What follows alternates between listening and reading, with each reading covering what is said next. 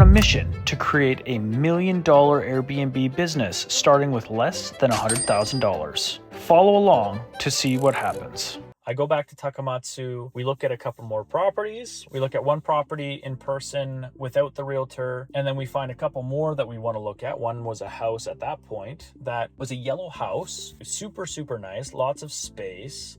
However, the issue with this house is that the electrical hasn't been updated. And so because the electrical hadn't been updated, we knew that we were going to have to do it eventually because the amount of electricity that you can get in the house is a much lower amount, which means getting a full-size fridge, for example, would be very difficult. But even if we took possession at that point, we could still make it work with the way that the house was at that point. We could have gotten a propane fridge, all this kind of stuff. It would have still been a good Airbnb. There's definitely a bunch of stuff that we need to fix up on it.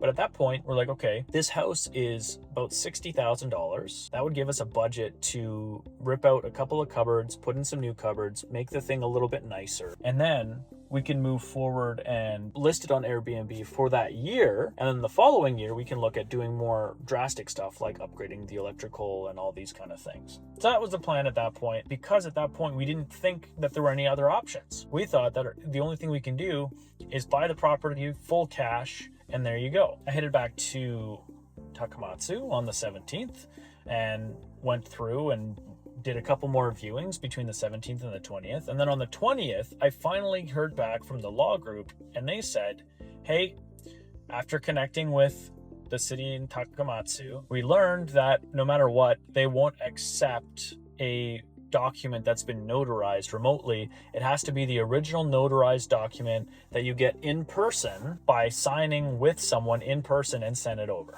So I'm like, okay, I've gone through all of my options. I need to just book a flight back to Canada on the 25th so that I can get my documents notarized so that I can move all this forward. At the same time, I'm running into a bit of an issue with one of the partners in the company. The issue is that the law group that we were working with, they were going to charge us about $7,000 Canadian to actually put the company together and set everything up. And they felt as though the price to do all that was too expensive. Meanwhile, I'd noted, maybe 2-3 weeks ago that the price is going to be around where it was. And yet it wasn't until now when they decided to let me know, hey, by the way, this is going to be too expensive. And so I'm like, okay, I'm 3 weeks into the process. I've been traveling around Japan. I've been using my own money to try to put all this stuff together.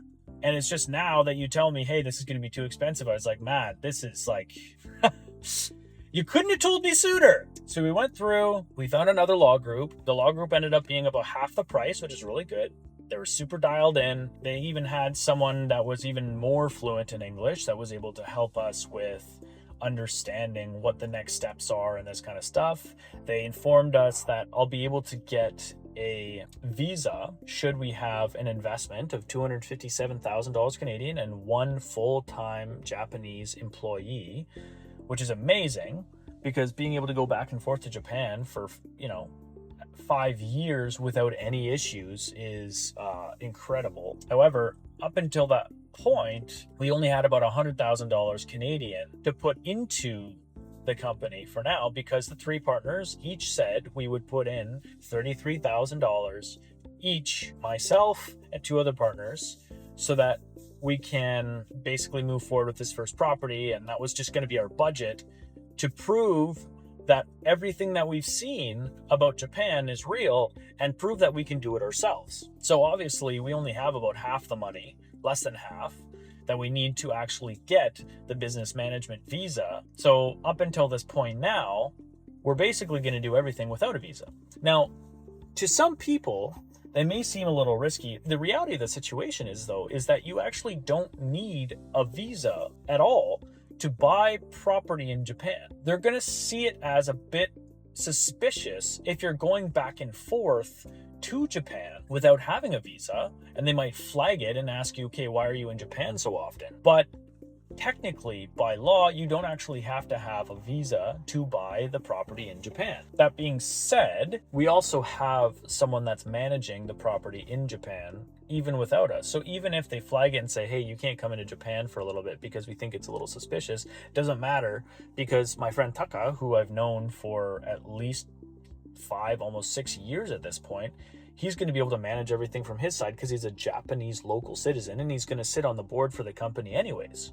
So he's going to be able to handle a lot of what needs to happen with the property and preparing it and all this kind of stuff. Now, ideally, I would like to be there to set up the first property and get the furniture in and all this kind of stuff and set up the systems, but it's not mandatory. We can operate everything without that. So it's a non-issue. So that takes us to the point where we're at right now, which is I arrived back in Canada April 25th, and I've been in the process of trying to get an appointment set up so that I can get my affidavit signed.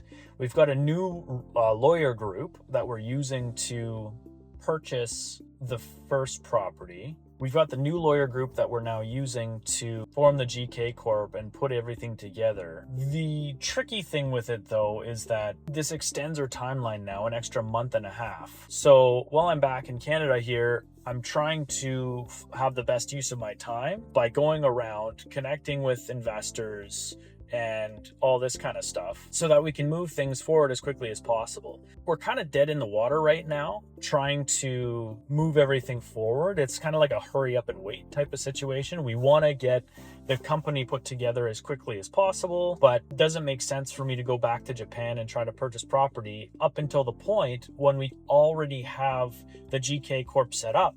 Because then we can, once we have the GK Corp set up, we can get a Japanese bank account. And once we have a Japanese bank account, we will have a way to transfer money into Japan without there being any issues. And then we can use that money from there to purchase the property. Technically, we don't need a Japanese bank account to transfer money. But if we have a Japanese bank account, it adds more layers of trust to a lot of people. And having the GK Corp also adds that trust as well. Once the GK Corp has been formed, we'll set up the Japanese bank account.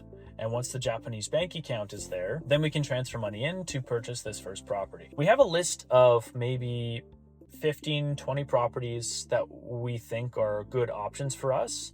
And more recently, we found that we can actually get lending in Japan, similarly to how a Japanese local would, just the interest rate wouldn't be as low. By the way, one of the interesting things about getting a loan in Japan compared to Canada is that in Canada, mortgage rates are anywhere from 4 to 6%, where in Japan, if you have enough income and the banks want to support you in a more like local type of rate, you are able to get mortgage rate as low as 0.75%. The money is less than 1% interest on the money that you borrow. That's mind-blowing. And private lenders, by the way, in Canada, be anywhere from 10 to 12%, but in Japan, they're as low as 5%. Mind-blowing how much money you're able to save. So as a private lender, you're able to get money as low as 5%, even lower. In some cases, you can get 4.5% for private money. That's what we're gonna do. There's two lenders that we've found out we can get loans from. One, SMBC, will give us a loan as low as 4.5%, which is pretty good. So SMBC will do it depending on the circumstances.